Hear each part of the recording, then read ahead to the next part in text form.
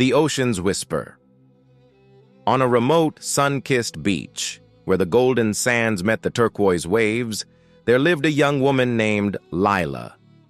Known as the Pearl of the Shore, she was breathtakingly beautiful, with hair that danced like golden threads in the sunlight and eyes that shimmered like the ocean at dawn.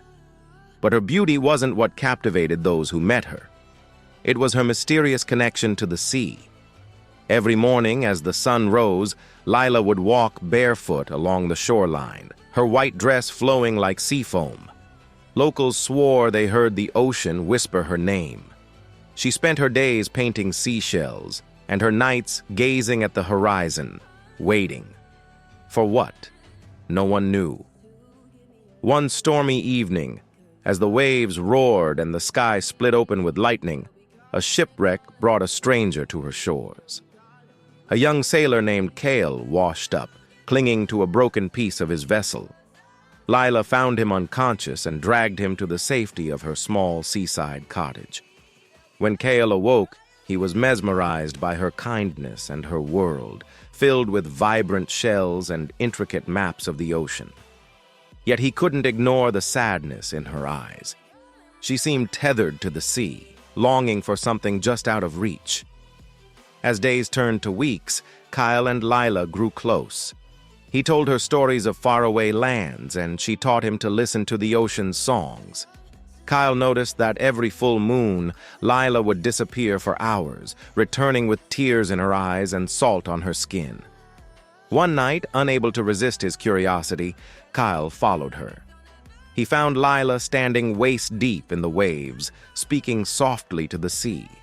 To his astonishment, a figure emerged from the water, a man with skin like pearl and hair like flowing seaweed. It was then Cale realized Lila wasn't entirely human. Years ago, she had been a siren, cursed to live on land after saving a drowning child. Her heart, however, still belonged to the ocean. The man from the sea was her brother, begging her to return. But the curse would break only if someone loved her enough to let her go. Kyle understood what he had to do. The next morning, he told Lila he would leave so she could return to the ocean. Though it shattered his heart, his love for her was selfless. As Cale walked away, he heard a sudden crash of waves behind him. He turned to see Lila running to him, her tears glistening in the sun.